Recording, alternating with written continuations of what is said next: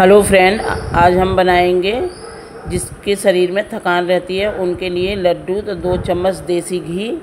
अब इसमें हम थोड़े से भूनेंगे काजू हल्के ब्राउन हो जाएंगे हम तभी निकालेंगे। थोड़ा धीमी गैस पर ही अच्छे से फ्राई करेंगे।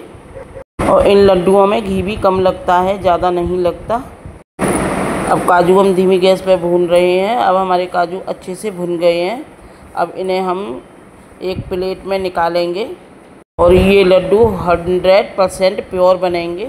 ये लड्डू थोड़े महंगे तो पड़ते हैं लेकिन ढेर सारे भी बनते हैं और काफ़ी अच्छे भी लगते हैं। इसे खाओ दूध से 1 लड्डू रोज़, कम से कम 15 से 20 इलायची।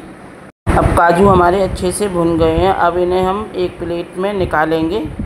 आप ये लड्डू बनाते हैं तो प्लीज़ मुझे भी शेयर करें। तो ये सारी चीज़ें हम धीमी गैस पर ही भूनेंगे। अब डालेंगे हम बादाम भी हम ज़्यादा देर तक नहीं इसे फ्राई करेंगे। बादाम का थोड़ा कलर चेंज हो जाए हम जब तक फ्राई करेंगे। अब बादाम भी हमारे अच्छे से भुन गए हैं। अगर आप ज़्यादा लड्डू बनाना चाहते हैं तो आप उसी हिसाब से सारे ड्राई फ्रूट भूनें। कम बना रही हूँ। अब हम भूनेंगे थोड़ी देर किशमिश। हम ज़्यादा देर तक नहीं भूनेंगे, थोड़ा हल्का सा भूनने के बाद हम इसे भी निकालेंगे। किशमिश मैं इसीलिए भून रही हूँ क्योंकि मैं इसमें कोई गुड़ और चीनी नहीं डालूँगी, इसी से ही मीठा करूँगी लड्डुओं को। अब हम डालेंगे 1 कटोरी भर के मखाने को भी हम अच्छे से भूनेंगे, थोड़े क्रिस्पी होने तक भूनेंगे।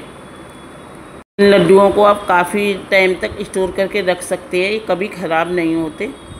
खाने में इतने स्वादिष्ट बनते हैं।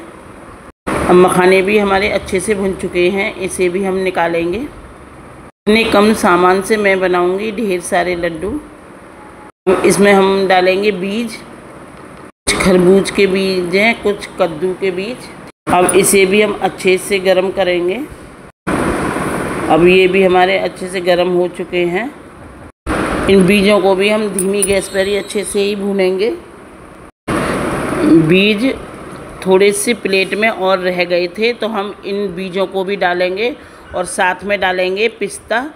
इसे भी बीज के साथ ही हम अच्छे से फ्राई करेंगे और ये सारा सामान हम धीमी गैस पर ही फ्राई करेंगे। अब ये बीज भी एकदम क्रिस्पी हो चुके हैं। अब इसे भी हम प्लेट में निकालेंगे। अब इसके बाद हम 4 चम्मच खसखस डालेंगे। इसे भी हम थोड़ी देर भूनेंगे धीमी गैस पर। अब खसखस की भी हमारी अच्छे से गर्म हो गई है। अब इसे भी हम एक प्लेट में निकाल कर सारा सामान हम अच्छे से ठंडा करने के बाद मिक्सी में दरदरा पीस लेंगे। किशमिश को हम अलग पीसेंगे। सारा सामान हम मिलाने के बाद अब इसके हम बनाएंगे लड्डू। ना इसमें कोई चीनी गुड़ कुछ भी नहीं डालेंगे। ये किशमिश से ही मीठा हो जाता है और उसी से लड्डू बन जाते हैं। आपको हमारी लड्डू की रेसिपी पसंद आई है तो प्लीज़ हमारे चैनल को लाइक और सब्सक्राइब करें। धन्यवाद।